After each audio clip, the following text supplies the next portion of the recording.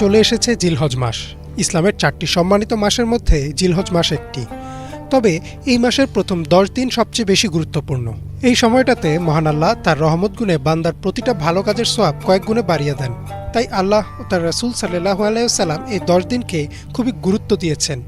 আল্লাহ বলেন, এবং এই নির্ধারিত দিনে আল্লাহকে স্মরণ করো। এছাড়াও মহানবী সাল্লাল্লাহু আলাইহি ওয়াসাল্লাম বলেন, এই 10 দিনের মতো এমন আর দিন নেই যাতে বান্দার সৎ কাজ আল্লাহর কাছে বেশি প্রিয়। আজকে আমরা এই 10 দিনের 9টি গুরুত্বপূর্ণ সুন্নত নিয়ে কথা বলবো। জিলহজ মাসের প্রথম সুন্নতটি হচ্ছে বেশি বেশি জিকির করা। মক্কায় যে সকল হাজিরা অবস্থান করছেন তাদের মুখে সবসময় জিকির থাকে, তবে যারা বাসায় রয়েছেন তাদেরও জিকির করার পরামর্শ দেওয়া হয়েছে। অবসর সময় অথবা 5 ওয়াক্ত নামাজের পরে বেশি বেশি জিকির করা সুন্নত। জিলহজ মাসের প্রথম 9 দিন রোজা রাখা সুন্নত। রোজা হচ্ছে আল্লাহর কাছে সবচেয়ে প্রিয় ইবাদত। হাদিসে কুদসির মতে আল্লাহ বলেন, আদম সন্তানের সকল আমল তার নিজের জন্য, শুধু রোজা ছাড়া, সেটি আমার জন্য, আর আমি নিজে তার পুরস্কার দেব। তবে কেউ যদি প্রথম 9 দিন রোজা রাখতে নাও পারেন, তবে অন্তত আরাফার দিন অর্থাৎ 9ম দিন রোজা রাখার পরামর্শ দেওয়া হয়েছে। লাইলাতুল কদর যেমন বছরের সবচেয়ে গুরুত্বপূর্ণ রাত, তেমনি আরাফার দিন হচ্ছে বছরের সবচেয়ে গুরুত্বপূর্ণ দিন। রাসূল সাল্লাল্লাহু আলাইহি ওয়াসাল্লাম বলেন, আরাফার দিনের মতো এমন আর কোনো দিন নেই যাতে আল্লাহ এত মানুষকে আগুন থেকে নাজাত দেন। কোরআন তিলাওয়াত এমন একটা ইবাদত যা বান্দাকে আল্লাহর আরও কাছাকাছি নিয়ে যায়। রাসূল সাল্লাল্লাহু আলাইহি ওয়াসাল্লাম বলেন, যে আল্লাহর কিতাব থেকে একটি অক্ষর পড়বে সে একটি নেকি পাবে, আর আল্লাহ সেই নেকিকে 10 দিয়ে গুণ করে দিবেন। অর্থাৎ সাধারণ দিনেই একটি অক্ষরের জন্য 10টি নেকি দিবেন আল্লাহ। তাহলে এটা কল্পনাতীত যে এই রহমতের সময় আল্লাহ সেই নেকি কত গুণ বাড়িয়ে দিবেন। আমাদের অনেকেরই মা বাবা, ভাই বোন অথবা অন্য যে কোনো প্রিয় মানুষ হয়তো পৃথিবী ছেড়ে চলে গেছেন।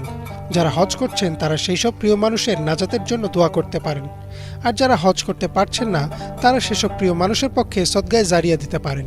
এই উসিলায় হয়তো শেষ বিচারের দিন আল্লাহ তাদের সাথে সদয় আচরণ করবেন। রাসূল সাল্লাল্লাহু আলাইহি ওয়াসাল্লাম বলেন, কোনো ব্যক্তি মারা গেলে তার সৎ কাজ শেষ হয়ে যায় 3টি ছাড়া। সদকায়ে জারিয়া এমন জ্ঞান যা থেকে অন্যরা উপকৃত হয়, এবং সৎ সন্তান যে তার জন্য দোয়া করবে।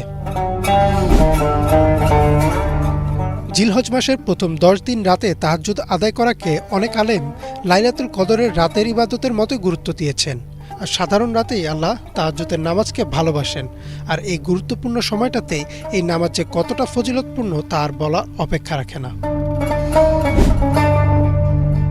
সদকা করা বা দান করা এই কাজগুলো আমরা সাধারণত রমজান মাসে করে থাকি, তবে এই কাজগুলো জিলহজ মাসেও বেশ গুরুত্বপূর্ণ ও করার পরামর্শও দেওয়া হয়েছে।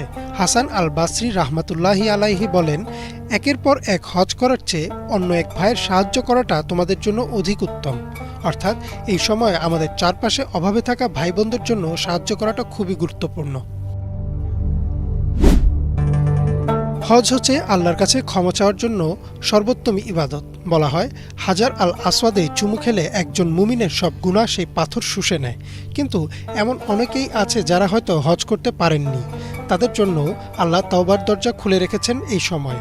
আল্লাহ কোরআনে বলেন, তোমাদের প্রতিপালকের কাছে গুনাহের ক্ষমা প্রার্থনা করো, অতঃপর তার অভিমুখী হও।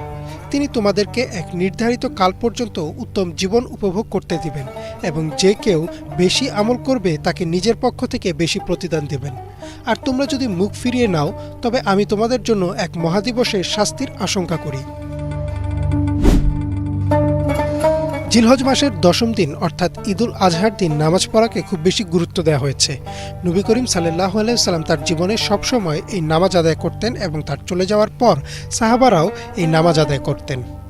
এই নামাজের মাধ্যমে বান্দা তার রবের শুকরিয়া আদায় করে, তাই ঈদের নামাজও খুবই গুরুত্বপূর্ণ।